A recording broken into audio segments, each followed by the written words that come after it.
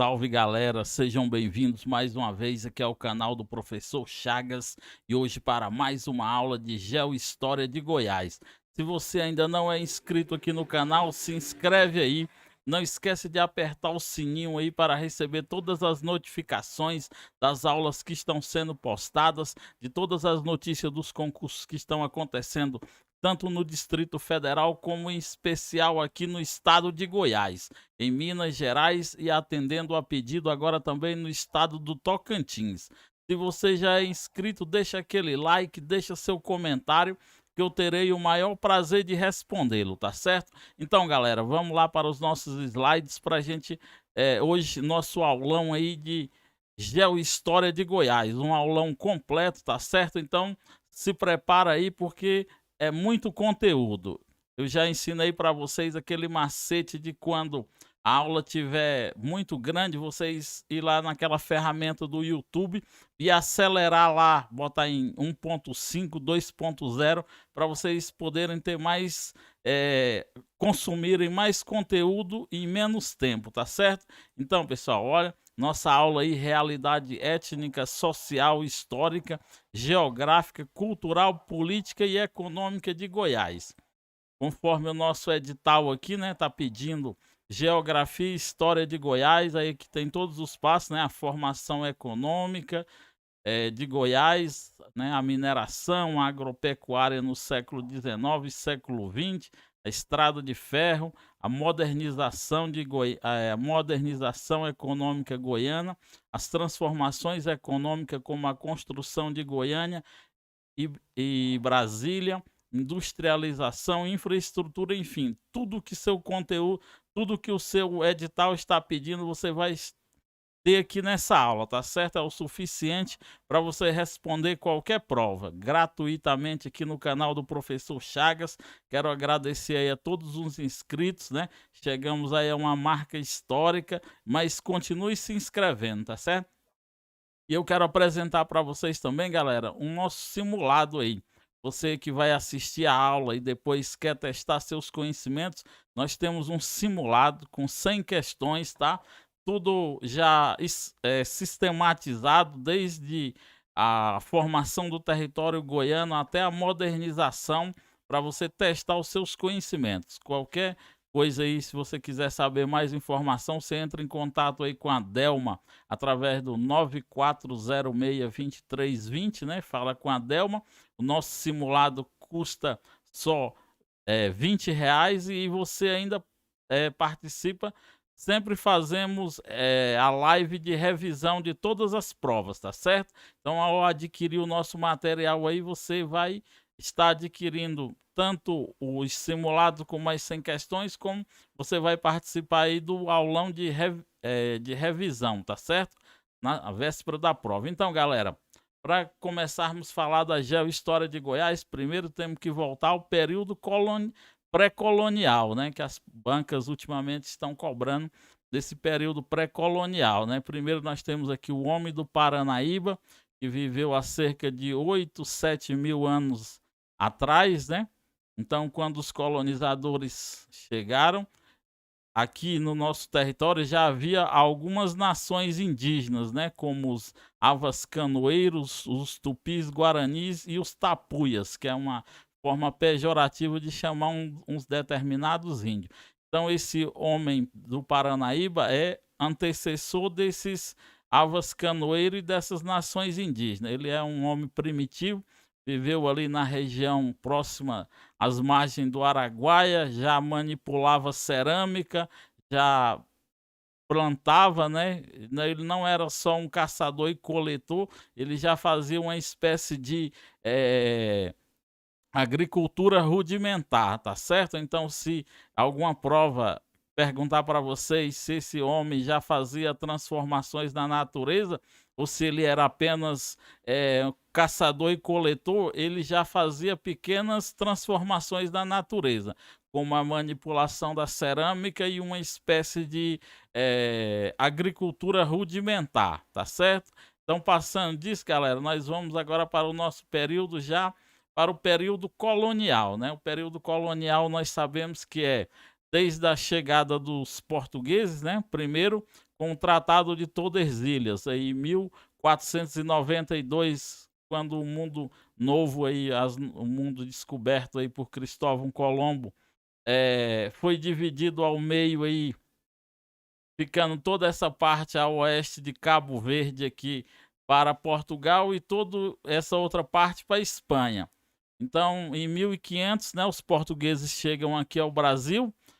Os primeiros 30 anos foi só uma relação de, principalmente, o que nós chamamos do primeiro ciclo econômico brasileiro, que foi o ciclo do pau-brasil, né. Nesse período era só o extrativismo. Nesse primeiro momento aqui não se fala em escravidão indígena, somente uma relação de troca, de escambo, né, onde os portugueses ofereciam pequenas bugigangas a esses índios, e em troca eles davam pau-brasil e algumas outras plantas, né, para, mas ainda não tinha aquelas especiarias que ainda não encontraram ouro, e não tinham as especiarias que geralmente os portugueses iam buscar na Índia. A partir de 1530, o Brasil adota o mesmo modelo já utilizado nas colônias na África, né, que é dividir o território em capitanias hereditárias. Então, a coroa portuguesa vai dividir aqui o território a partir da linha aqui do Tratado de Tordesilhas em 15 capitanias hereditárias, em 14, porque eram 2 lotes que formavam a capitania de São Vicente. Então, para alguns eram 15 lotes e para outros 14 lotes, tá certo? Então, 15 lotes em 15 capitanias hereditárias. Essas capitanias hereditárias, a princípio, né?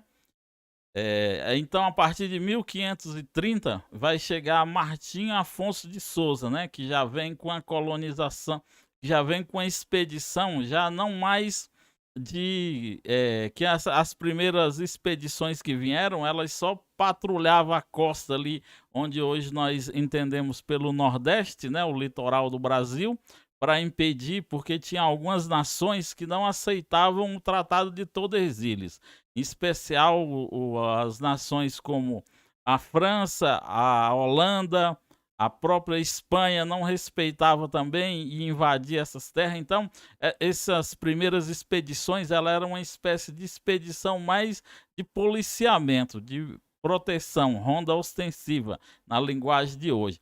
Em 1530, então, com essa divisão das capitanias hereditárias, então começa o processo de colonização, trazer pessoas, né? E aí é distribuído essas capitanias a um certo, nós chamamos de senhor donatário. Esse senhor donatário era uma pessoa muito rica, né? Ele recebia ali um lote de terra, assim, mais ou menos do tamanho como se fosse um estado hoje, né? Que depois essas próprias capitanias se tornaram os estados brasileiros, né? Algumas foram fundidas, outras foram divididas, mas era muito grande. Então esse senhor, eh, esse senhor donatário, ele tinha algumas incumbências em que a coroa portuguesa designava, como, primeiro, dar proteção, né, para que essas nações estrangeiras não invadissem, eh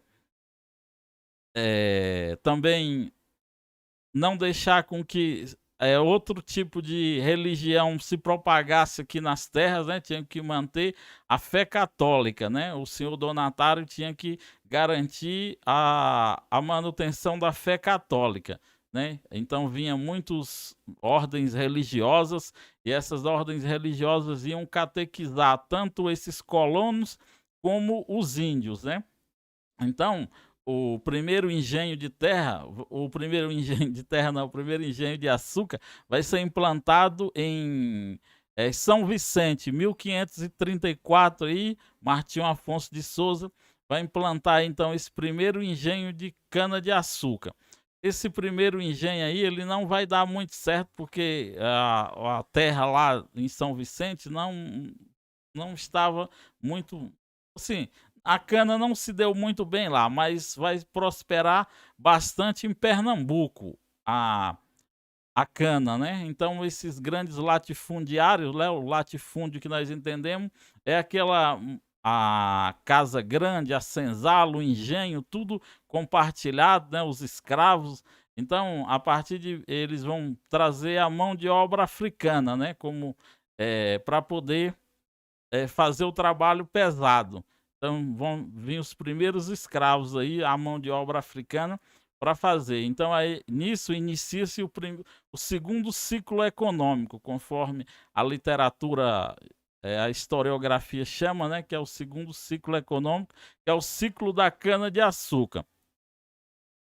Depois os holandeses vão invadir a capitania de Pernambuco, né, e vão ocupar ali por um determinado tempo. Com isso, depois vai juntar aí um exército de negros libertos, né, eh, índios e os fazendeiros, e vão expulsar esses holandeses. Só que os holandeses já aprenderam como manipular a cana-de-açúcar. Eles vão aqui para as Antilhas, né, as ilhas na América Central, e vão começar a plantar essa cana-de-açúcar. E como já existia a Companhia das Índias, uma espécie de transportadora que transportava esse material principalmente para a Holanda e para os Países Baixos, então vai entrar em decadência aí o sistema econômico aí da cana-de-açúcar. Com isso, o povo vai, os colonos vão se ver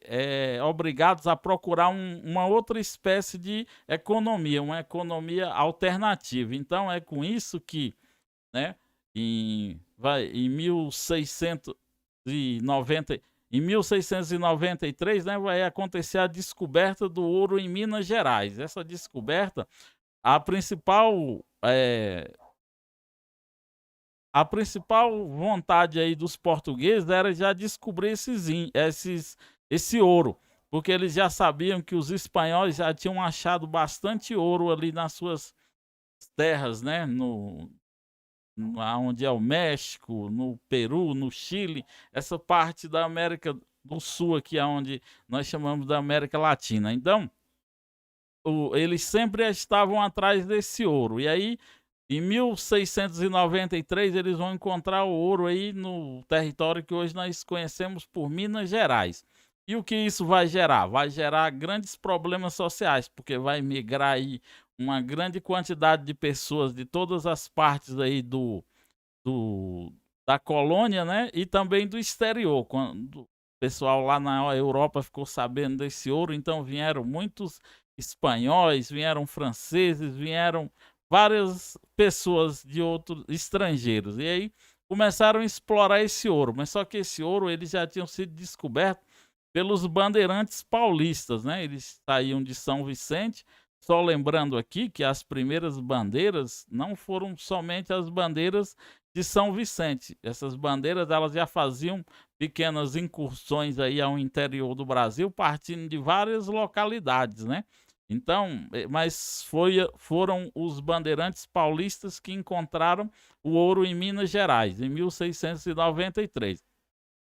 Então, os bandeirantes paulistas, eles estavam ficando muito poderosos por terem descoberto o ouro e já terem também aprendido a manipular a cana-de-açúcar lá em São Vicente. Eles estavam ficando muito poderosos e eles não respeitavam o Tratado de Tordesilhas. Então, vai haver um conflito aí entre os bandeirantes paulistas e os que nós chamamos de emboabas, que eram os estrangeiros, esses colonos que vieram para colonizar essa terra. A, a coroa portuguesa, percebendo então que os bandeirantes estavam ficando muito poderosos, né, os paulistas, vai dar a preferência pela extração do ouro aos colonos. Então, vai haver grandes conflitos até desencadear a Guerra dos Emboabas, né? Por um período aí conflitoso aí que vai de 1707 a 1709, né? Que envolveu os paulistas e estrangeiros pelo domínio da exploração da região das minas. Então, quando se descobrir as minas, né? Como eu falei lá atrás, primeiro o senhor donatário distribuía as sesmarias, que eram lotes de terra para agricultura. Aqui não, aqui eles chamaram de datas. Então, eles nas sesmarias, né, o senhor donatário tinha um documento, como eu falei lá, o foral, que dava algumas poderes ao senhor donatário, como fazer o policiamento, proteger ali os colonos contra as invasões indígenas e contra também sabotadores franceses, holandeses e também espanhóis. E propagar a fé católica. Aqui, pelo contrário, não eram distribuídos em si as sesmarias. Tinha as sesmarias, mas aqui chamava-se datas, que era um pequeno lote de terra para exploração de ouro. Então eles davam essas datas, quando descobria ali um ouro num determinado local, eles mediam ali esse local onde tinha sido descoberto o ouro. A primeira data era tirada para o rei, que aí o rei, como não tinha interesse em ele mesmo explorar, ele vendia o direito ou alugava a um outro minerador. E aí essa pessoa comprava a data e começava a explorar. E aí vão surgindo vários problemas, né? Aí os impostos, o quinto, veio as casas de fundições e aí vai desencadear na Guerra dos Emboabas. Os bandeirantes paulistas vão acabar sendo expulsos, né? Eles perdem a guerra e vão acabar sendo expulsos. Então eles vão encontrar primeiro ouro em Cuiabá e seguindo uma parte mística aí, eles acreditavam que entre Cuiabá e Goiás existia ouro, né? Entre esse Cuiabá e Minas Gerais existia um Eldorado, uma cidade onde tinha bastante ouro. Aqui nós temos o mapa, né, o mapa de quando os portugueses dividiram as capitanias hereditárias. Aí aqui nós temos na época da descoberta do ouro em Minas, ó, vejam só a hegemonia de São Paulo, como era grande o território de São Paulo. Passa-se o tempo, né, vai dividir então, depois da Guerra dos Emboabas, vai ser criada a capitania de Minas Gerais. Ainda não cria-se a capitania de Goiás ao mesmo tempo. A capitania de Goiás ela vai ser criada independente somente em 1749, 1750. Durante isso, Goiás pertencia a São Paulo. Aqui nós temos a configuração do mapa atual, tá certo? Agora nós vamos falar aqui, ó, das bandeiras e das entradas, né? Dois movimentos importantíssimos aí para o desbravamento do interior do território que hoje nós chamamos de Brasil. Nós temos aí, ó, entradas e bandeiras. Vamos entender esses conceitos que as bancas examinadoras geralmente cobram muito esses conceitos. Então fala assim, ó, o movimento das entradas e bandeiras, também chamado de sertanista, teve como principal objetivo desbravar o interior do Brasil, ainda pouco conhecido e pouco explorado, né, do Brasil colônia. Esse movimento foi fundamental para o desenvolvimento da mineração. Vamos lá. Então, continuando aqui, ó, a entradas e bandeiras. Os objetivos dessas expedições foram a busca por mão de obra indígena, guerra e escravidão de muitos indígenas hostis à colonização, a localização e destruição de quilombos formados por negros e indígenas fugidos dos núcleos coloniais e a busca por metais preciosos. Preste atenção, galera, que agora nós temos que entender o conceito. Existiam, né? As entradas, primeiro, eram movimentos de exploração financiados pela coroa portuguesa. Era um movimento privado, um movimento público.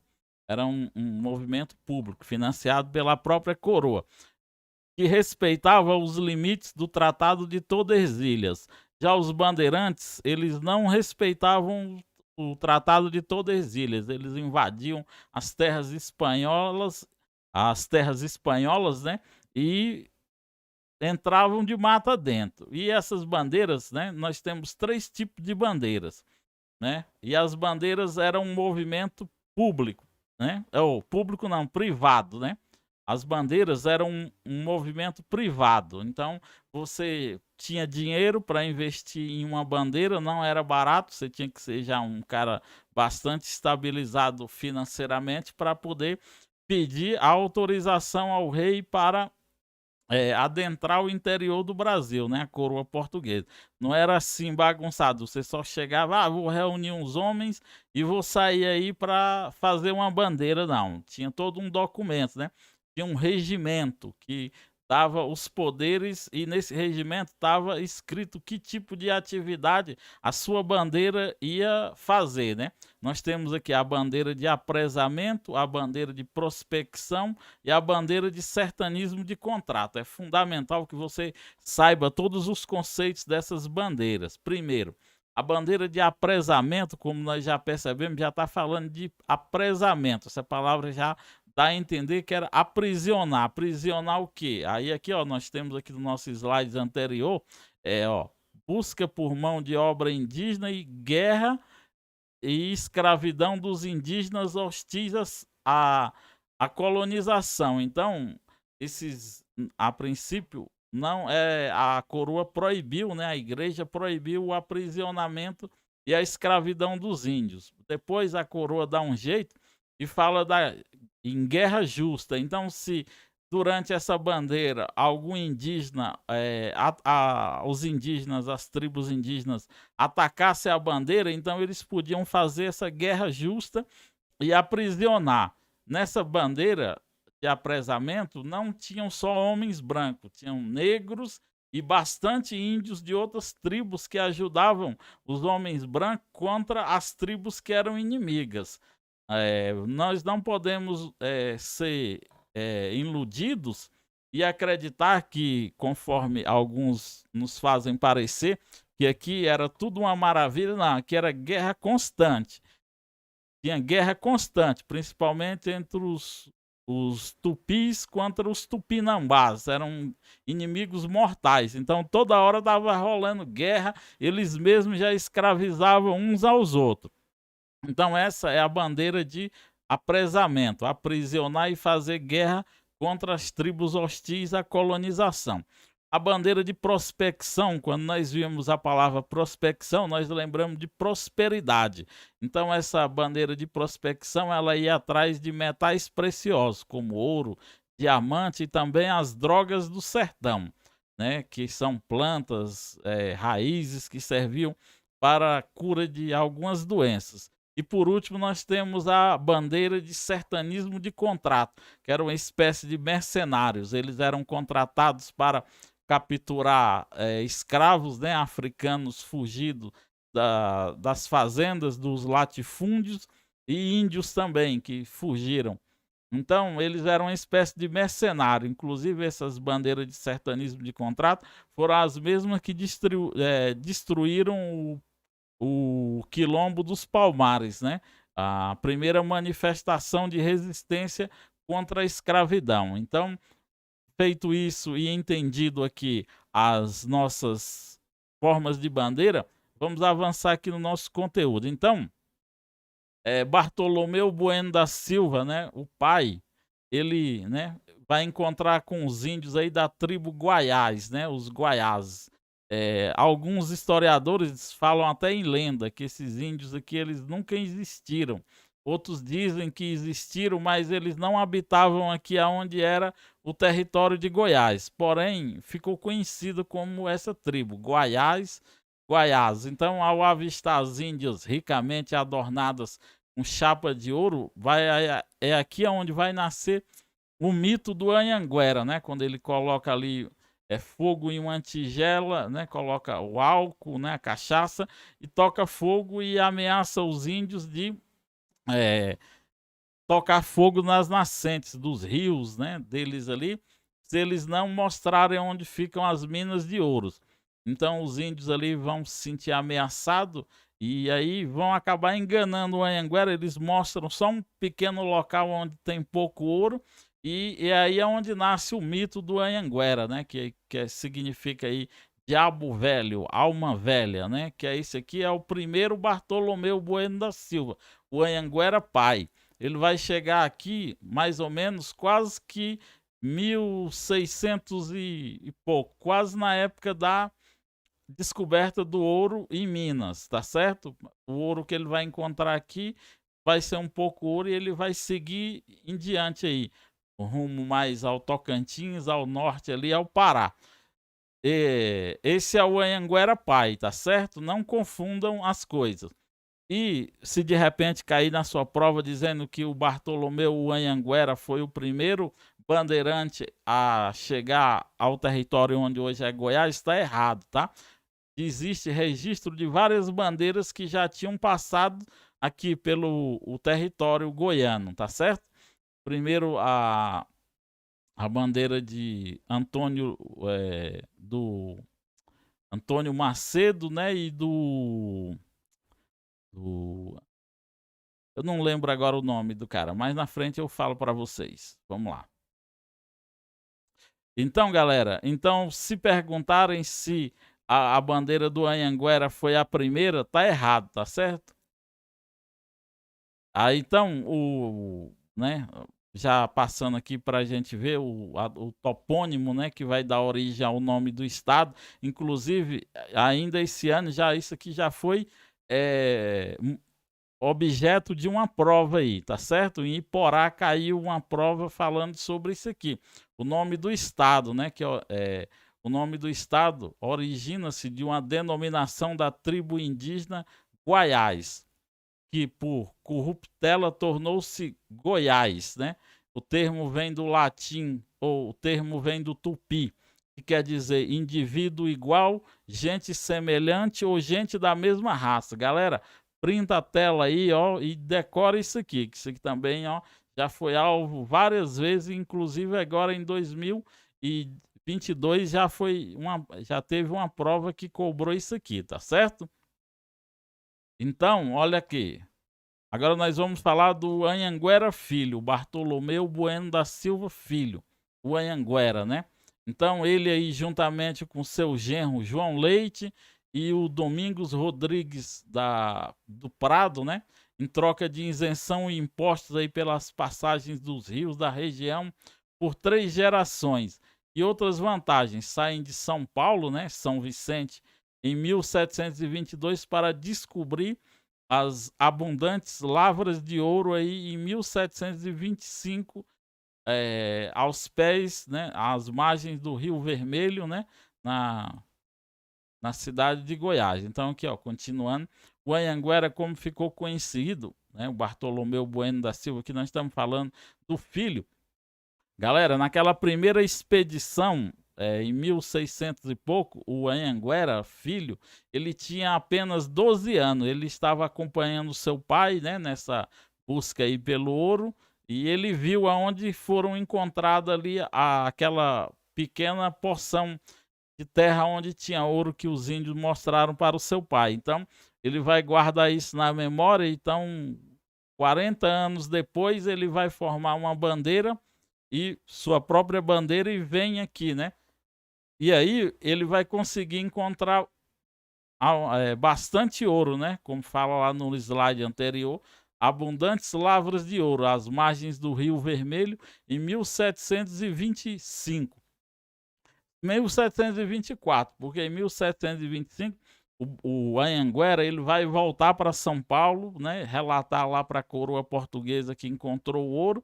E aí quando ele volta, ele já volta investido como o superintendente das minas e o João Leite, o seu genro, como o capitão-mor, né? Nós temos o organograma de poder na região mineradora, que nós temos o superintendente, nós temos o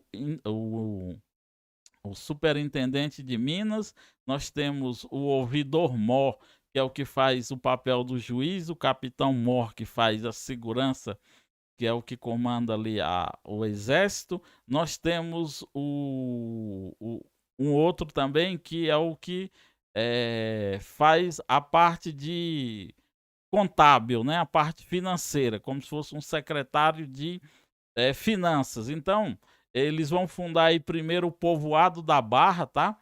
E depois, em 1726, eles fundam o povoado da Barra. esgotando ali o ouro, esse povo se muda e forma o Arraial de Santana, em 1726. Com a grande quantidade de ouro que foi extraído das minas, o arraial ali, então, por sua importância econômica para a coroa portuguesa, ela vai ser elevada à categoria de vila, e em meados aí de 1736, ela vai ser denominada Vila Boa de Goiás, né? Então, preste atenção que primeiro teve o povoado da Barra, né? Nesse processo, aqui nós já estamos falando do processo de povoamento, né, do território. Então, Arraial de Santana, Povoado da Barra, Arraial de Santana, Vila Boa de Goiás, né, aí Goiás Velho e a atual cidade de Goiás. A atual cidade de Goiás hoje, né, como nós ficou conhecida por toda essa tradição, hoje o município de Goiás, né, é um município aí considerado a antiga capital do estado, né, que tem o homônimo, homônimo? São o mesmo nome, tanto da cidade como do estado, né? Então ela tornou-se um centro turístico, permite praticamente uma viagem ao tempo do Brasil colonial. E em 2001, o Centro Histórico de Goiás foi declarado Patrimônio Mundial, Mundial da Humanidade, né? Por sua arquitetura barroca peculiar, por sua tradição cultural secular e pela a natureza exuberante que o circunda. Então, na capital, todos os anos ocorre também, lá em Goiás, ocorre também, isso aqui já foi várias vezes também objeto de prova, né? Esse Festival Internacional de Cinema, Vídeo, Festival Internacional de Cinema e Vídeo Ambiental, né?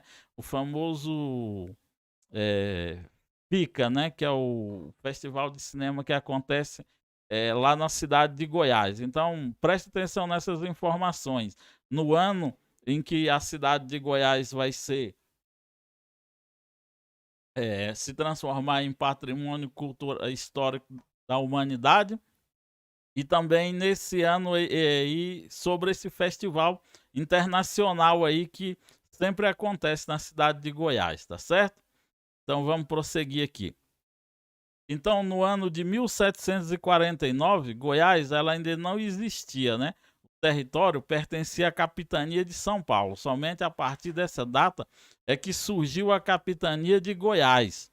Os principais povoados e arraiais, eles surgiram no momento da mineração, né? Que aqui nós estamos falando agora da economia, o início da economia goiana, né? Que, como podemos ver, a economia e o processo de formação do território estão intrinsecamente relacionados, né? Porque vai surgir aí os povoados vão surgir da descoberta do ouro, né? É totalmente diferente de outros estados que primeiro acontece uma ruralização e vai havendo um aglomerado de casas que vão surgindo e vão formando os pequenos povoados. Aqui em Goiás foi totalmente diferente. Primeiro surge o processo urbano, né? E aí com o final, né? Com a decadência da sociedade mineradora aí no final do século XVIII, né? Vai acontecer então um fenômeno totalmente diferente, né? Que é a ruralização. Mas isso a gente vai ver mais adiante. Mas só adiantando aqui já o assunto. Então, né, vai surgir aí os primeiros povoados lá na época da mineração, ainda no século aqui é 18, tá, galera? Não é no século 17, não. Tá errado o slide aqui. Constituem-se em núcleos urbanos, estágios instáveis e irregulares. O primeiro governante enviado à capitania foi Dom Marco Noronha. Então, galera, aqui a sociedade mineradora era uma sociedade totalmente violenta, militarizada e cobrança de muitos impostos, né? Tinha impostos do quinto, tinha o imposto sobre os escravos, tinha vários tipos de impostos que eram cobrados eh, nessa região mineradora, né? Aí nós temos aqui Dom Marco Noronha, que foi o primeiro governador do estado de Goiás. Depois ele vai se transformar aí no Conde dos Arcos. Dom Marco Noronha era um aristocrata português que exerceu vários cargos dentro da administração portuguesa, tá certo? Então, vai haver aí agora nós vamos sair, então vimos lá que vai haver a degradação do sistema econômico, no caso, o nosso terceiro ciclo econômico. Como eu expliquei, o primeiro ciclo, que entende-se pela historiografia, é o ciclo do pau-brasil, depois o ciclo da cana-de-açúcar e o ciclo do ouro, né? A sociedade mineradora. Então, a partir na segunda metade do século XVIII, essas lavras de ouro, né, essas minas, vão entrar em decadência. O ouro vai se esgotar e aí várias pessoas vão voltarem para o litoral, outras vão seguirem mais adiante em rumo aonde hoje é Tocantins ou Pará, para a região norte em busca de novas minas de ouro. E vai haver esse processo de ruralização, né? E esse processo de ruralização vai ser marcado por quê? Por uma economia, por eles não terem feito uma outra espécie de economias ao mesmo tempo, né? Concomitantemente, desenvolvido uma outra economia, né? Eles só fizeram aquela agricultura de subsistência, aquela criação de gado ali só mesmo para se manter, né, que nós chamamos de subsistência. Então vai haver um grande processo de ruralização e regressão, né? O Estado vai se tornar pobre e tal. Então, o movimento de independência do Brasil no século XIX, né, em 1822, não alterou o quadro social e econômico, né? Só que alguns grupos, né, aproveitaram-se dessa pobreza do Estado e esses caras já tinham alguns recursos, eles vão se aproveitar disso e formar algumas oligarquias. O que é oligarquias? Alguns grupos, né, vão se destacarem no poder aí durante o período colonial, o período imperial. Por quê? Porque nessa época aí, com a separação, o, o imperador vai precisar do apoio desses latifundiários, né? Desses fazendeiros aí, para poder manter a unidade do império. Então, esses caras queriam muitas vantagens. Então, é aí que vai surgir uma espécie de coronelismo já. Como não tinha um exército profissional ainda formado, e esses caras aqui que eram uma espécie de sesmeiros, né? Eles tinham as sesmarias, eles já tinham seus pequenos exércitos particulares, né? Os jagunços, aqueles homens que trabalhavam para eles, fazendo aquele tanto um trabalho conduzir o gado, como também fazer o serviço sujo, né? Os jagunços. Esses caras, então eles vão ser considerados, vai ser formado aí a tal da Guarda Nacional, né? A Guarda Nacional era como se fosse uma espécie de braço do exército, como hoje a Polícia Militar é força, uma força do próprio exército, né? Força, tem até um nome que chama, que agora não fugiu a memória, do exército. Essa essa guarda nacional era como se fosse isso.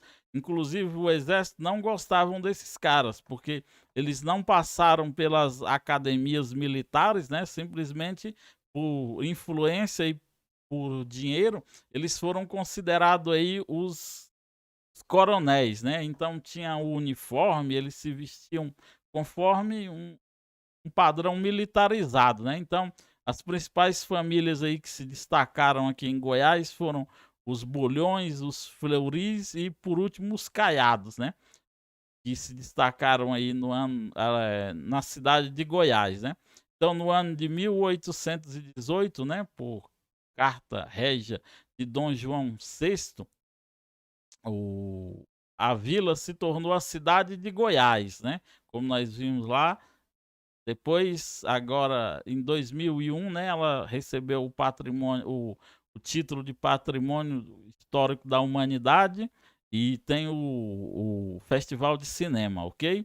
Isso aí já foi agora, recentemente, tá? Mas a transformação da cidade já foi em 1818, aí no século XIX. Então, seguindo aqui, né, vamos falar do movimento separatista. Professor, o que é o movimento separatista? Porque nessa época aqui, Goiás vai perder uma boa parte aí do seu território, tá? Ele é obrigado a ceder aí uma parte do seu território para o Maranhão e também para Minas Gerais, né? Aí nós temos aqui, depois vocês leem o slide aqui, tá?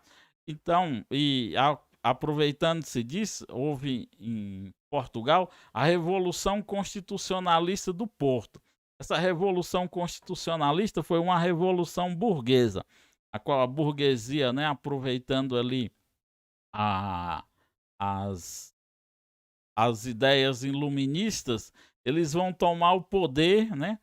E aquela monarquia portuguesa, que era uma monarquia absolutista, vai ter que se tornar agora uma monarquia constitucionalista, né? O rei vai passar a ser apenas uma espécie de um déspota, né?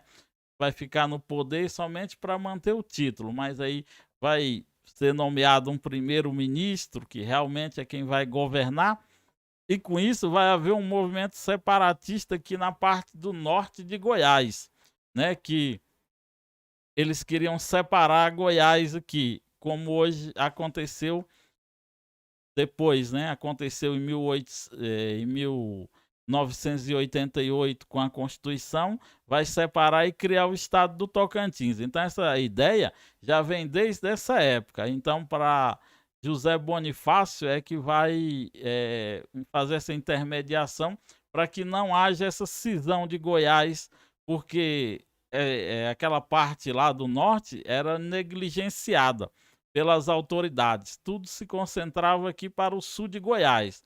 E aí essas cidades próximas aqui a Minas Gerais, o sul de Goiás, vai se desenvolver bastantemente, né?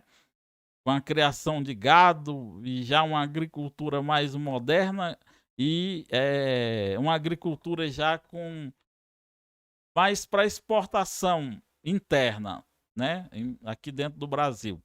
Então vai progredir e essa parte do norte de Goiás vai ficar negligenciada. Então a ideia da mudança de capital, da capital, né? Essa ideia ela já surge desde que Dom Marco Noronha chega em 1749, ele já percebe algumas particularidades ali que tornam inviável a capital ser ali a cidade de Goiás, né? A Vila Boa de Goiás, ou a cidade de Goiás.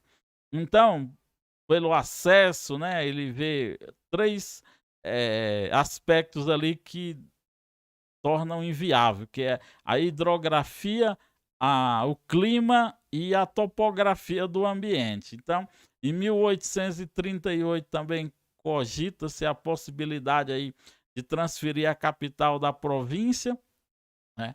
Na Constituição do Estado aí, depois que é proclamada a República em 1889 e em 1891, surge aí a primeira Constituição, né?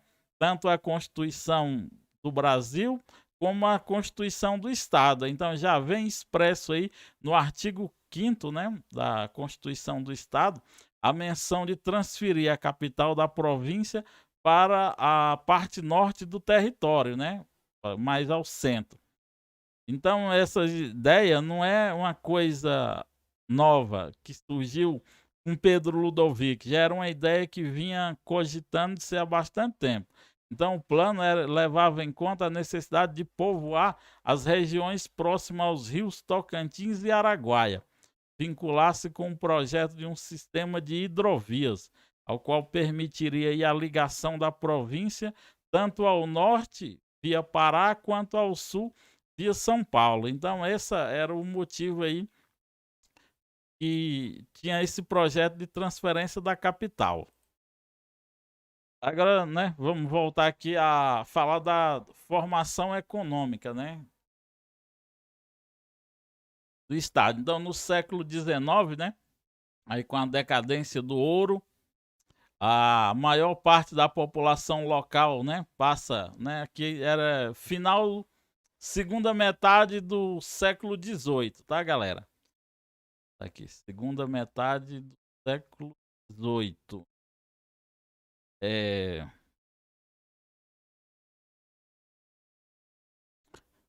nessa segunda metade aí do século XVIII, é, vai haver a decadência, né, da produção do ouro. A maior parte da população local passa a se dedicar às atividades agropecuárias, ou seja, a agricultura e a pecuária. O estado então se tornou um dos principais polos, né, agrícola do Brasil. No mesmo século ocorreu a expansão da rede urbana do estado por meio aí do êxodo rural e da instalação de meio de produtividade nas cidades. Então, a partir daí, né, já entrando aí no século XIX, vai haver então esse processo. Esse processo foi bem lento, tá, galera? Não foi acontecendo assim, não. Então, isso aí vai se acelerar já mais adiante aí, né? Aí aqui nós falamos um pouco do balanço monárquico, né? Que a partir da década de 1860 a província ela vai progredir economicamente. Ó, percebam que no século XIX aqui nós estamos falando.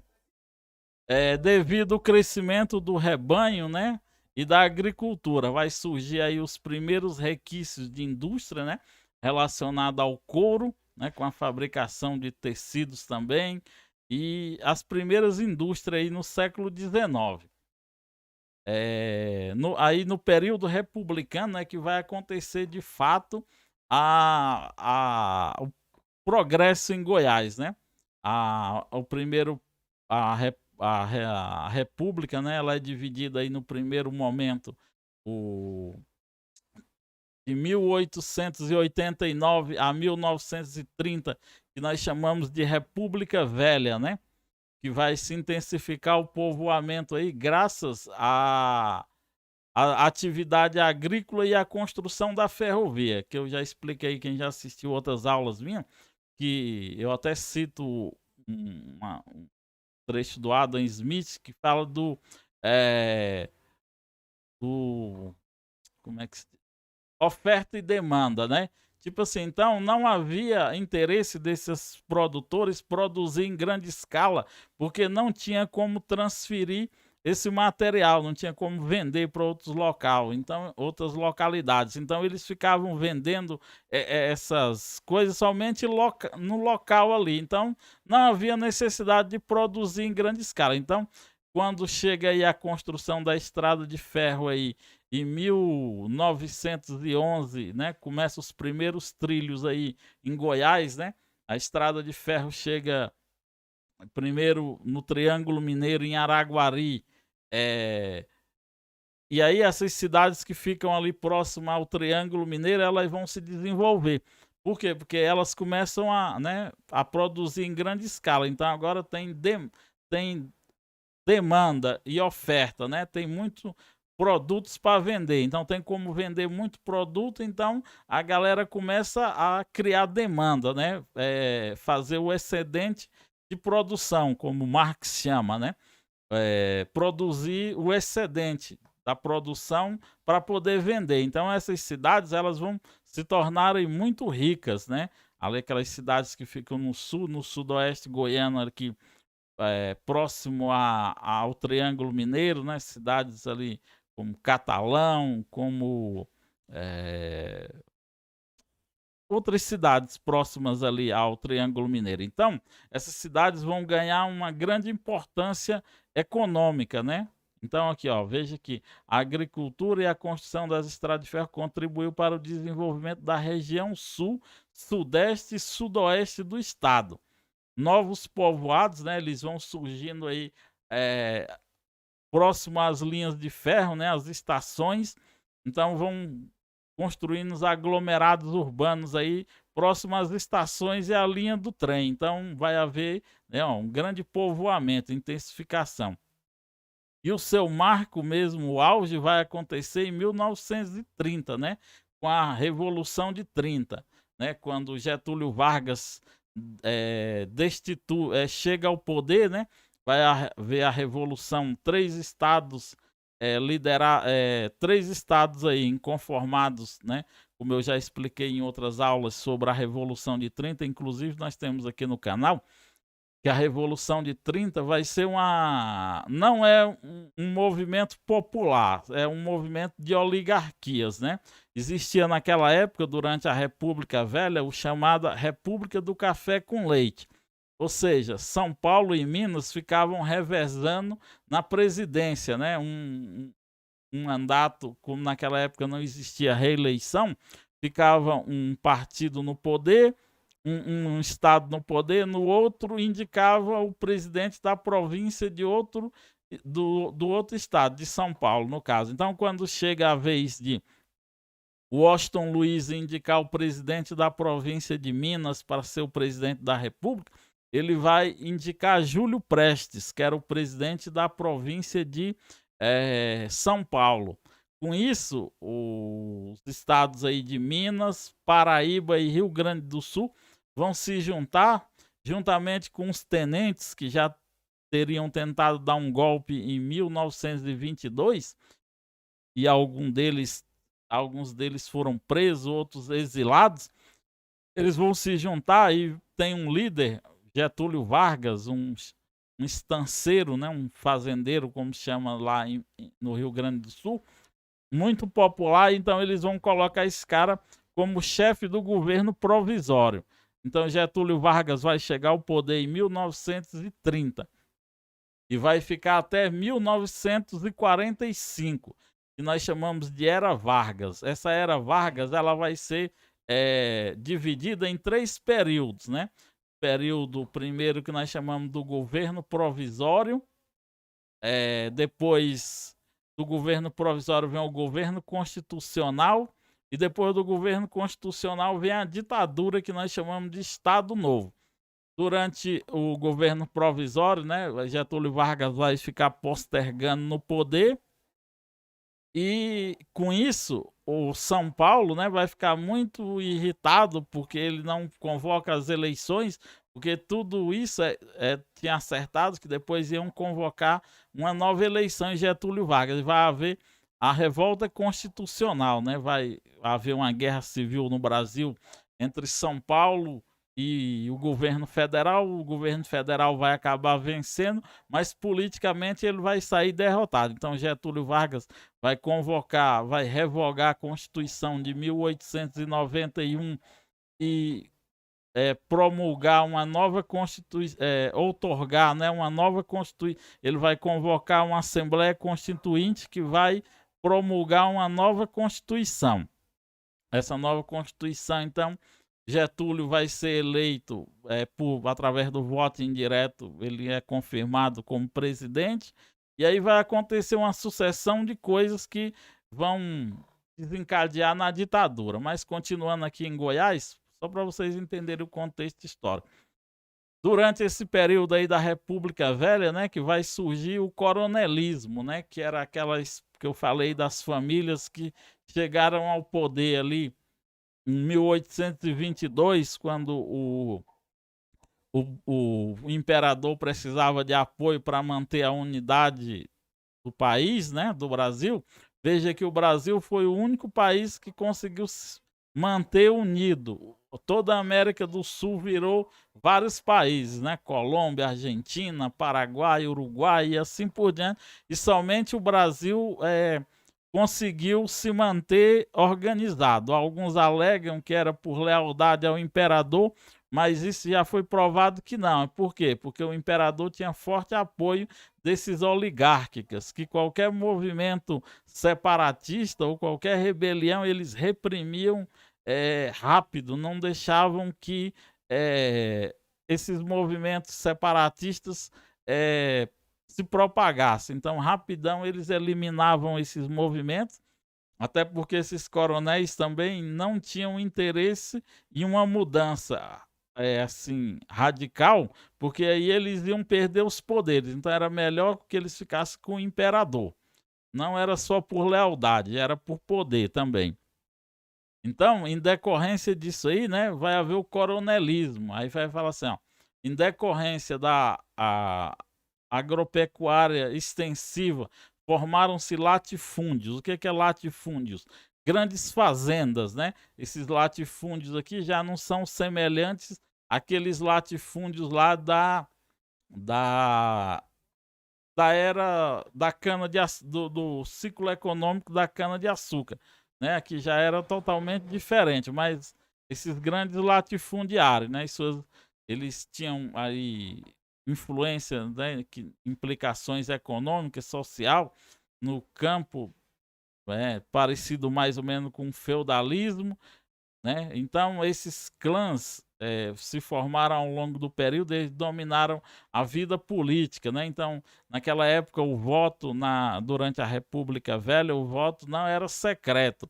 Então, eles que controlavam quem seriam eleitos, ou se eles queriam se perpetuar no poder, ou seus indicados, entendeu? Para isso, eles usavam da violência, porque eles tinham seus exércitos particulares e eles mesmos eram as autoridades, os coronéis. Então, grandes vícios eleitorais, né, consequente à estrutura econômica, venda de compra de votos, trocas de favores, tudo isso foi implementado aí. Então, e eles se fortaleceram mais aí durante o governo de Campos Salles, que Campos Salles, para poder se manter no poder e não ter problema com esses caras, ele deixou correr solto. Então, vai surgir aí as oligarquias, né? Aqui em Goiás, né? Primeiro os bulhões, depois os caiados vão derrotar os bulhões e vão conseguir a hegemonia aí, principalmente Antônio Caiado, né? Que era o principal dos Caiados aí que vai conseguir o poder. Antônio Caiado ocupou vários cargos, tanto político como na administração. Ele era bacharel em direito, conseguiu vários cargos na administração pública e também cargos políticos. Foi senador, foi vários, ocupou vários cargos políticos, Totó Caiado. Então, seguindo aqui, né? Então, a Revolução de 30, como já falei para vocês, como aconteceu. Então, é na Revolução de 30 que vai haver, de fato, a mudança da capital, né? A cidade de Goiânia, que é um símbolo da Revolução de 30, pode ser considerada como a filha da Revolução, empreendida aí, né, no governo de Getúlio Vargas, né? Aí Getúlio Vargas vai afastar todos os governadores eleitos e vai colocar interventores. Aqui em Goiás, ele vai nomear um médico, né? Pedro Ludovico, que também lutou na Revolução de 30, e Pedro Ludovico vai ficar os 15 anos no poder juntamente com Getúlio Vargas. Eles tinham as ideias, ele era muito alinhado às ideias de Vargas, então ele vai ficar os 15 anos dos interventores. O único que ficou 15 anos no poder foi o Pedro Ludovico. E depois Pedro Ludovico, né, em 45 Vargas vai cair, né, vai ser afastado do poder, e em 51 ele volta de novo presidente da República, agora por voto popular. E nesse intervalo de tempo, o Pedro Ludovico vai se tornar senador, e em 51 ele vai ser eleito pelo voto popular, o governador de Goiás mesmo, de fato. Então, durante esse período aí, Pedro Ludovico vai combater essas oligarquias. O projeto de transferência da capital é um meio, né, para justificar aí o fim dessa República Velha, né? E por fim essas oligarquias, tirar o poder das mãos dessas oligarquias, e isso só poderia acontecer transferindo a capital da localidade, né? De onde estava, da cidade de Goiás, para um outro local neutro, e assim ele se permanecer no poder, ou seja, tudo era uma relação de poder. Então, em 1930, né, sobe ao governo aí, ao governo de Goiás, o interventor Pedro Ludovico Teixeira, que tinha como meta principal a mudança da capital, que até então se localizava em Vila Boa, né, atual cidade de Goiás, mas nessa época já era cidade de Goiás, tá? Em dezembro de 1932 foi decretado a mudança da sede, né? Então vai ser estipulada aí uma comissão que vai analisar três principais fatores aonde seria construída essa nova capital, que seria as condições climáticas, topográficas e hidrológicas, né? A hidrografia do local.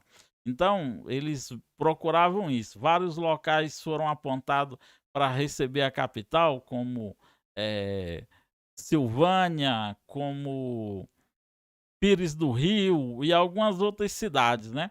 A própria Anápolis, por já ter recebido aí a estrada de ferro, porém, o local mais apropriado que eles acham é uma fazenda chamada Ipiranga, depois de Anápolis ali, né, onde hoje é o bairro de Ipiranga, em Goiânia, tá certo?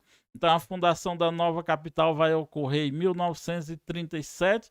A mudança foi determinada aí por motivos administrativos e econômicos, pois a chegada da estrada de ferro em Anápolis em 1935 houve um rápido crescimento populacional da região sul do estado, né?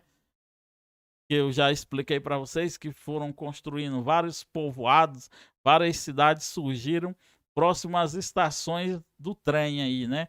Para as pessoas poderem comercializar os seus, o seu gado e seus produtos agrícolas, né?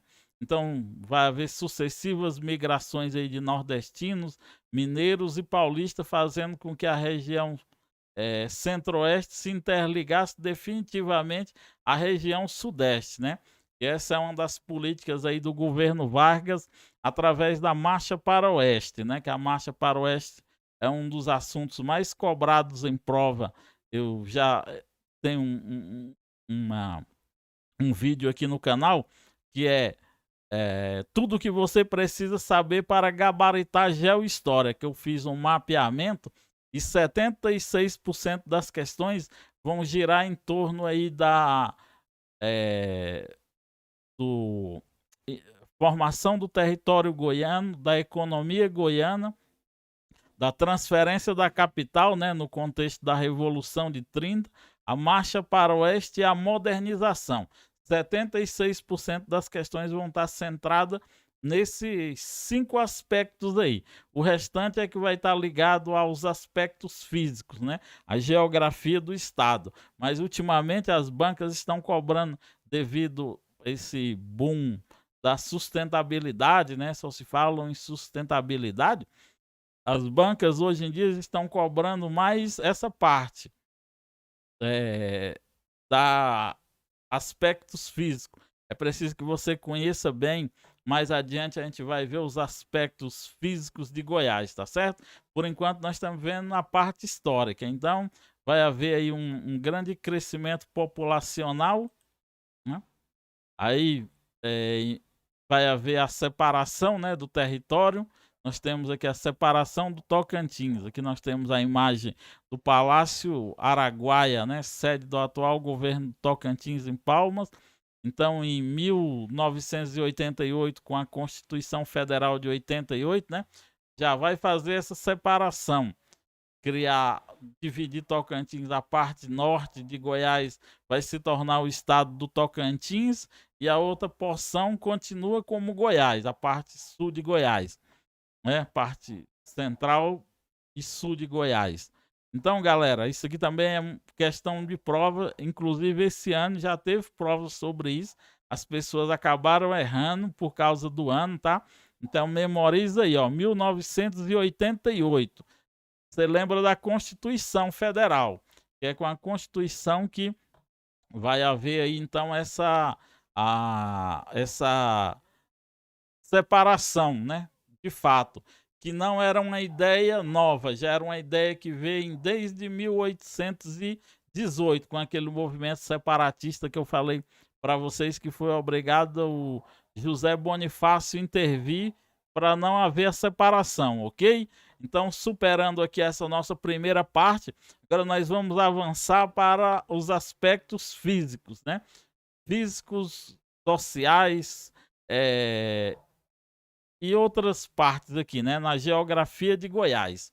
Então vamos lá, conhecer um pouco a geografia de Goiás. Essa aula é uma aula completa, tá, galera?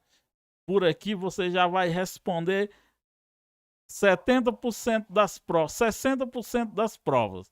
Aí se você quiser se aprofundar, eu estou elaborando um curso completo da história de Goiás, onde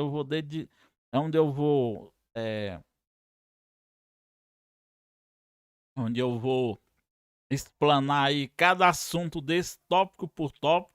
Nós já temos algumas aulas falando sobre isso, tá certo? Então aqui nós temos alguns dados da geografia de Goiás, né? Goiás pertence à região centro-oeste, né?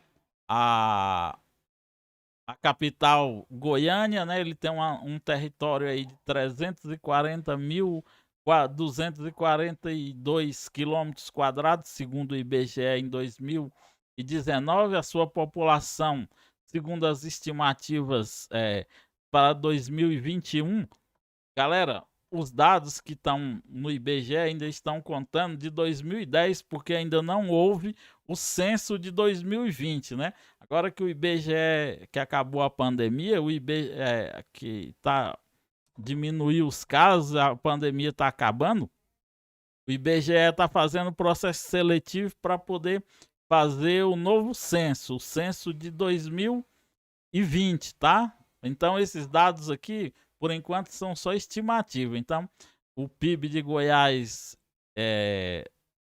as estimativas desse valor aqui, né? Que torna Goiás aí com a nona economia do país.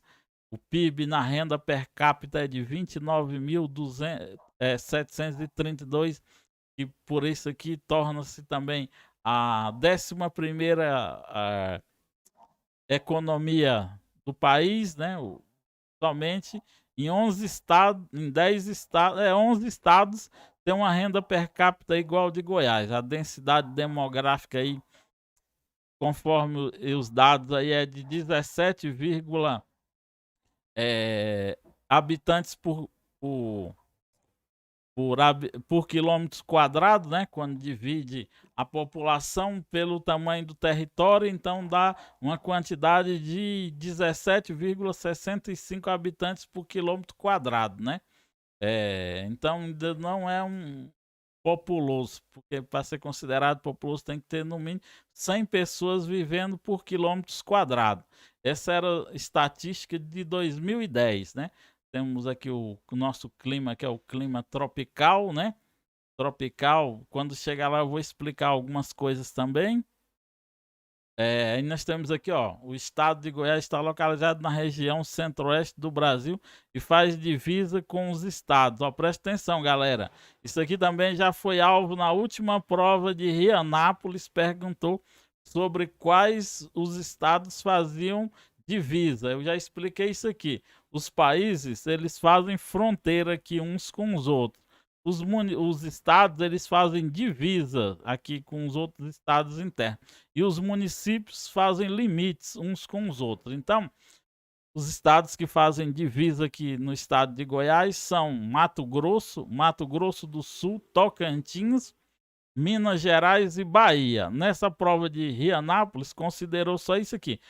Só que Distrito Federal também faz divisa interna com Goiás, porque o Distrito Federal fica dentro do território de Goiás. Então, se cair só falando Mato Grosso do Sul, Tocantins, Minas Gerais e Bahia, tá certo. Se botar Distrito Federal também tá certo. Se não tiver o Distrito Federal e não tiver outra opção que não tenha o Distrito Federal, aí vai continuar certo, tá? Então esses são os 6 estados aí que fazem divisa com o estado de Goiás. Lembrando que Distrito Federal faz divisa interna. o relevo, né? O relevo de Goiás, né? O estado ele é privilegiado quanto ao relevo. O relevo apresenta aí, em geral, baixa declividade. Ó, preste atenção que geralmente as bancas gostam de dizer que diz que tem alta declividade, né?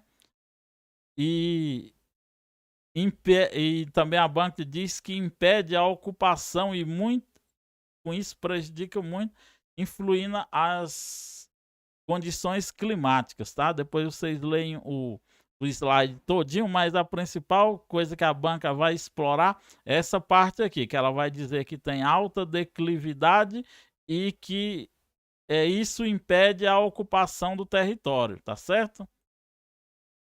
A hidrografia goiana, galera, também está caindo muito em prova. Preste atenção para vocês. É preciso que vocês memorizem o nome desses 3 rios aqui, que formam as principais bacias hidrográficas aqui de Goiás, né? A hidrografia goiana também é muito diversa, sendo o estado um importante divisor de águas. As principais bacias hidrográficas de Goiás são, ó, presta atenção, galera, o Rio Paraná, o Tocantins, Araguaia e também a bacia do São Francisco, tá? Então, quando falar da bacia de Goiás em geral, nós estamos falando de bacia do Rio Paraná, que também pode vir com o nome de Paranaíba, Tocantins, Araguaia, ou pode vir Araguaia, Tocantins, não importa a ordem de Araguaia, Tocantins ou Tocantins, Araguaia, tá certo? E Rio São Francisco. Agora, se falar assim, o Rio São Francisco nasce em Goiás, tá errado, tá, galera? O Rio São Francisco nasce na Serra da Canastra, em Minas Gerais, tá certo? Aí nós temos aqui os principais rios importantes de Goiás, que é o Aporé, o Araguaia, o Paranaíba, o Rio Vermelho e o Rio Corumbá.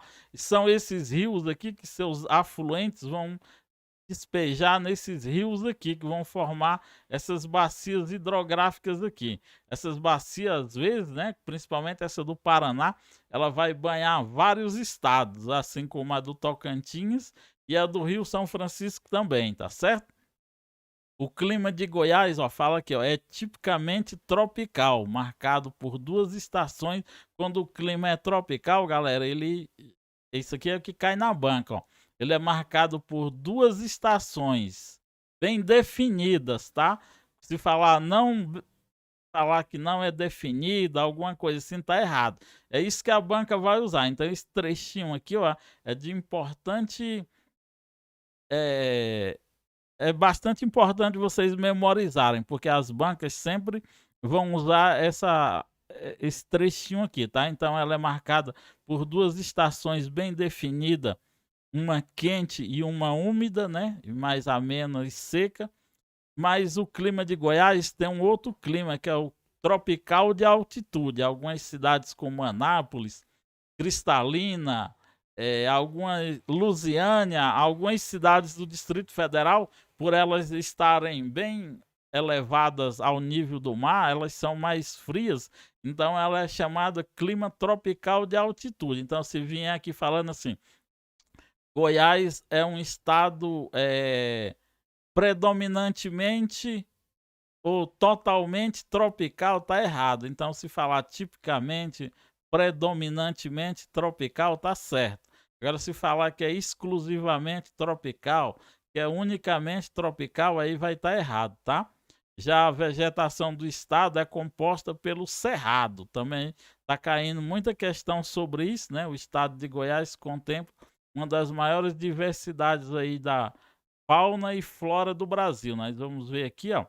Quando for falar da vegetação, então, ó, salvo pequena área onde dominam formações florestais, conhecida como Mato Grosso Goiano, ó, presta atenção que existe umas partes que tem florestas, que chama-se o Mato Grosso Goiano, mas a predominância da vegetação é o cerrado, né? A maior parte do território do estado apresenta uma vegetação típica e escassa do cerrado. Então, a predominância é do cerrado, tá? Olha só as características do cerrado, galera, para vocês nunca mais errarem em prova, tá? As características do cerrado com árvores e arbustos de galhos tortuosos, casca grossas, folhas cobertas por pelos e raízes muito profundas.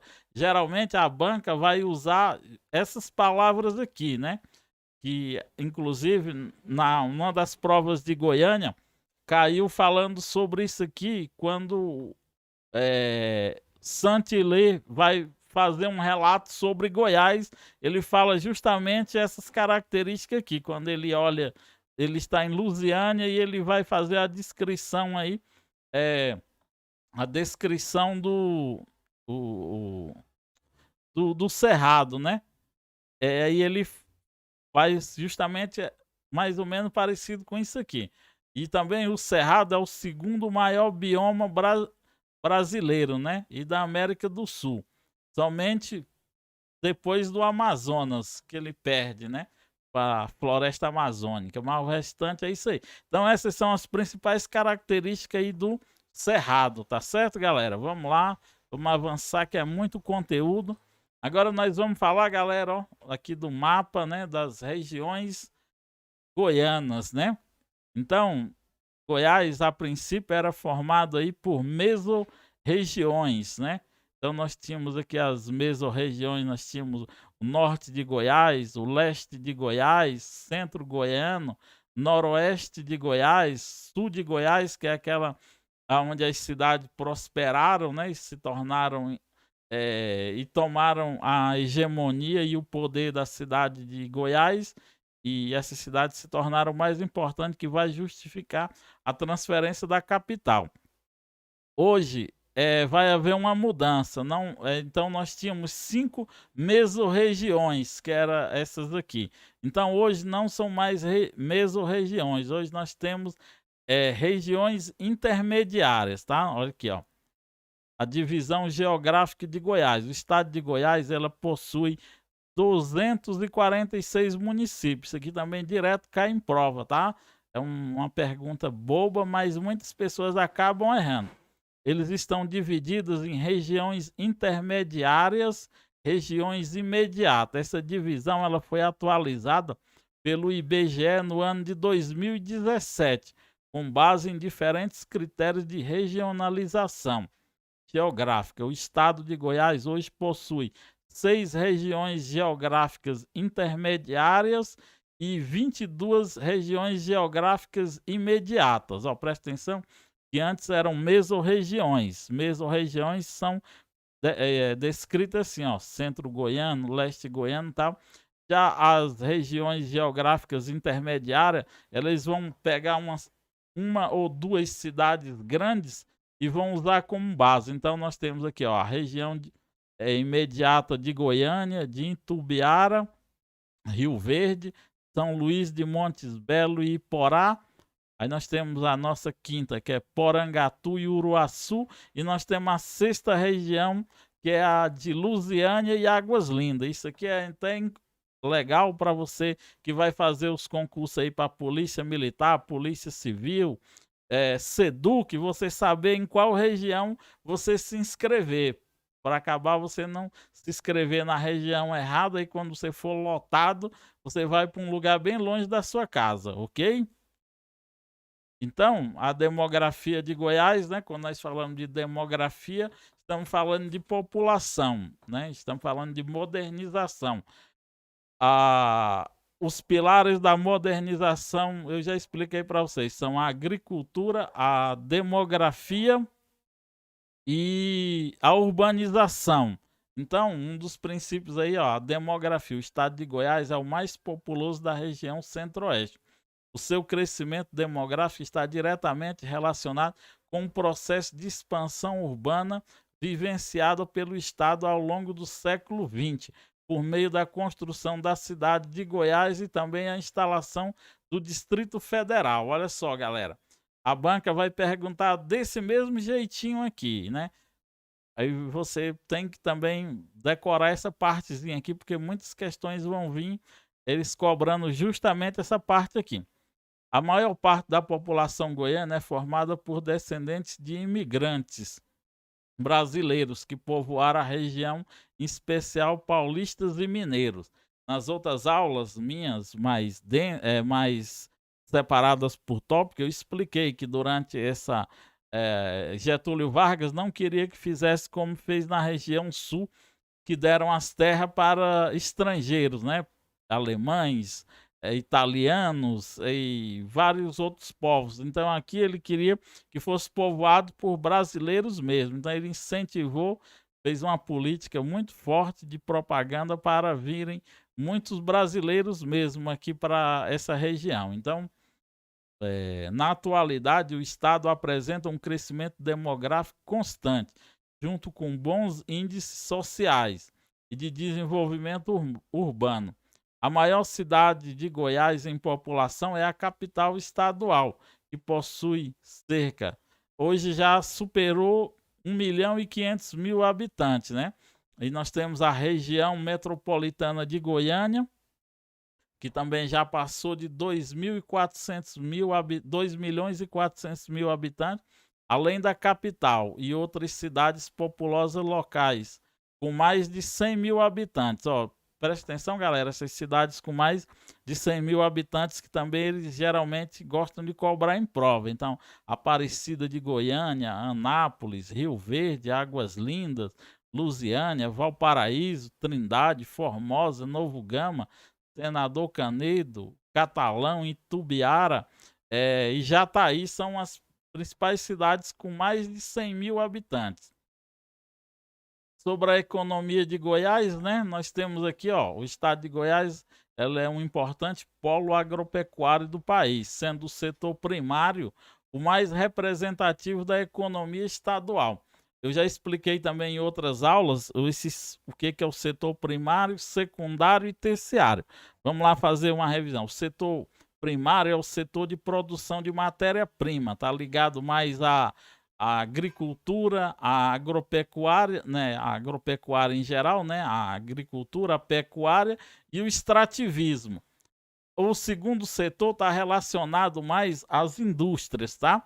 A produção de produtos. E o setor terciário, o terceiro setor, é o de prestação de serviços, né? E produtos, vendas de produto e prestação de serviço. Então, nós temos aqui algumas. Depois vocês leem o slide completo, dão uma pausada no vídeo e leem. Aí, então, o principal ramo industrial do estado é a agroindústria, ou seja, indústrias que processam produtos agrícolas, né? Baseado aí no beneficiamento de grãos, carnes e laticínio. No setor secundário, destaca-se a indústrias calçadistas, né, alimentícia, automobilística e farmacêutica. Já no setor terciário, o comércio e os serviços são os grandes empregadores.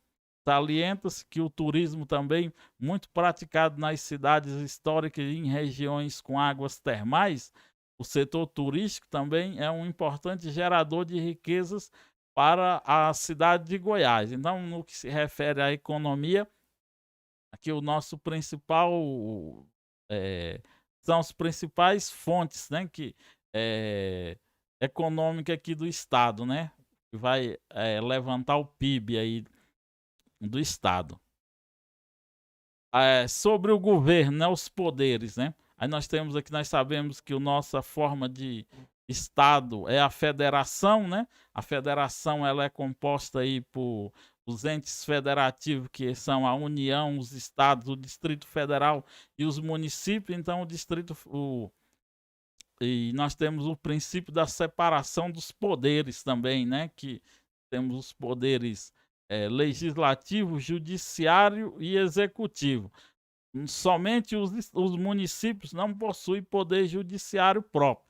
O poder judiciário dos municípios é mantido pelo Estado. Então, a forma de governo de Goiás é composta pelos três poderes: o executivo, representado pelo governador e seus secretários, né?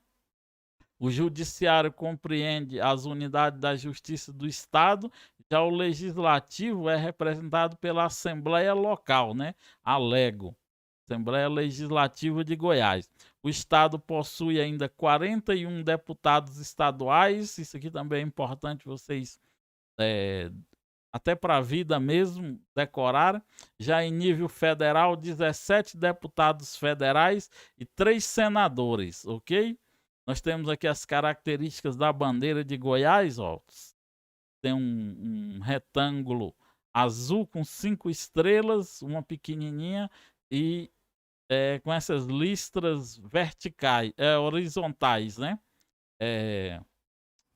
Amarelas e verde, listas horizontais amarelas e verde, tá certo? Isso aqui já foi alvo, já caiu numa prova de agente vigilante penitenciário temporário.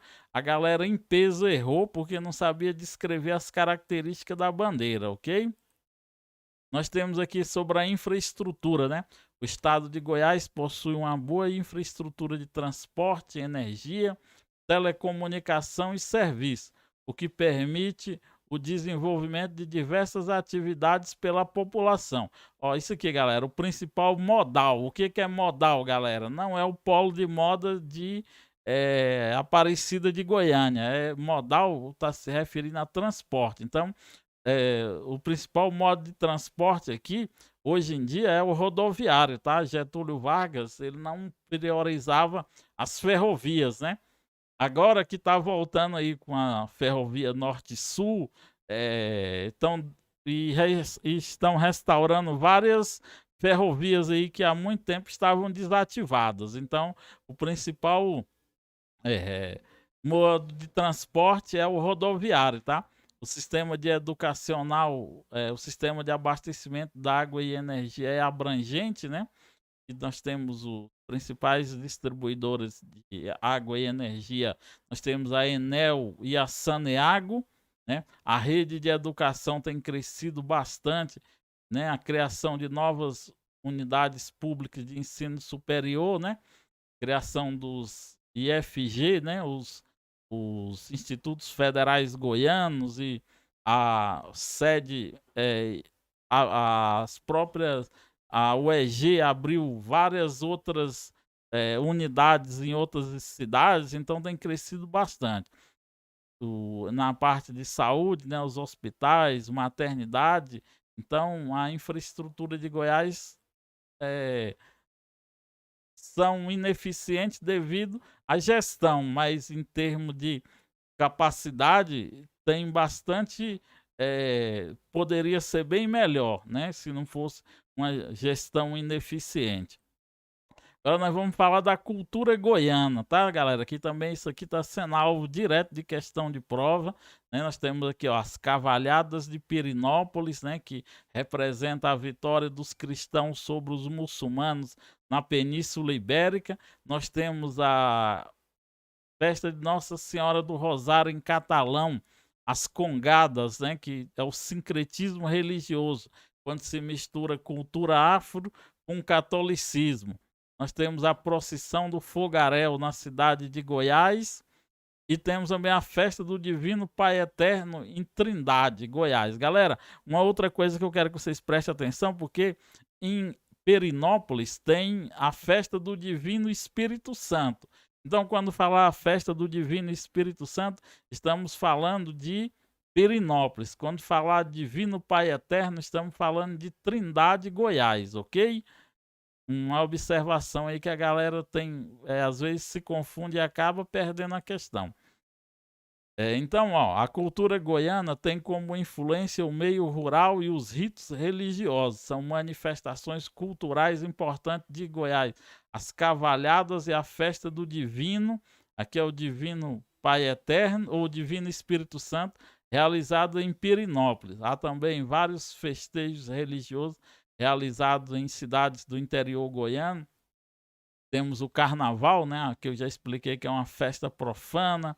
Na música, o ritmo dominante é o sertanejo, que possui ampla projeção regional e nacional. O esporte, o futebol é marcado aí, tem alguns times de destaque, né? Sobre a culinária goiana, galera, já tá caindo várias questões aí. Às vezes você, você me fala comida, não sei o quê. Mas, galera, pode cair dentro de um contexto. Teve até na própria SEAD, caiu uma questão lá e falava dos pratos típicos. Se você não soubesse quais são os pratos típicos de Goiás, você acabaria errando a questão. Então, os alimentos típicos do Cerrado, como o pequi, arroz com pequi, né, o empadão goiano, nessa questão da SEAD, uma hora que a gente estiver respondendo questões, eu vou mostrar para vocês. E outra coisa, galera, que agora as bancas estão cobrando muito é sobre o Parque Nacional da Chapada dos Veadeiros e o Parque Nacional das Emas, tá? Vão lá no Wikipedia, no Instituto Chico Mendes e dê uma lida sobre isso aí, porque as bancas estão pegando pesadas sobre isso aí, né? Que é o Parque Nacional da Chapada dos Veadeiros é uma unidade de conservação brasileira de proteção integral à natureza, né? Realizada na região centro-oeste, no estado de Goiás. Aí tem aqui as descrições, né? O parque foi criado pelo decreto 49875, né? Emitido pelo presidente da República, Juscelino Kubitschek, em 1911, em 11 de janeiro de 61. Aí tem as características aqui, ó, ainda do Parque Nacional da Chapada dos Veadeiros, da hidrografia, da fauna, tá? Leiam esse slide aqui. E temos também, galera, aqui, ó, o Parque Nacional das Emas, que caiu até uma questão falando sobre isso na prova, se não me engano, foi de Rianápolis, caiu uma questão. E a galera acabou errando geral. Então, dei uma lida lá, tanto no Wikipedia como no Instituto Chico Mendes, que tem as características aí da Chapada dos Veadeiros e do Parque Nacional das Emas, ok? Aí aqui, ó, as características do Parque Nacional das Emas, de preservar as amostras do ecossistema do Cerrado, proteger as áreas de chapada do parque, assegurar. E isso aqui foi o que caiu na prova, tá? Então, é muito importante você que está estudando aí para a prova futura, como eu sempre estou falando agora, eles estão focados em sustentabilidade, queimadas na Amazônia, essas coisas, então você está sempre estudando sobre isso aí. Eu falei que já temos uma aula completa da história de Goiânia, se você quiser se aprofundar mais, né? Sobre a história de Goiânia, tem aqui no canal uma aula completa da história de Goiânia.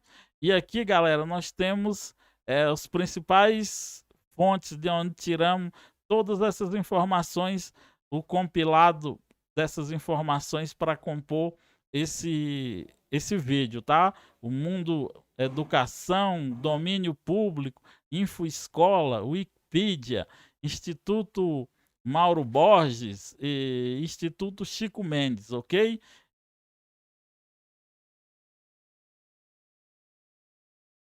E é isso aí, galera. Aula densa, aula pesada, 1 hora e 32 minutos de vídeo, mais informações relevantes aí que só por esse vídeo aí você vai responder muitas questões, ok? Um abraço do professor Chagas, fiquem todos com Deus. Valeu!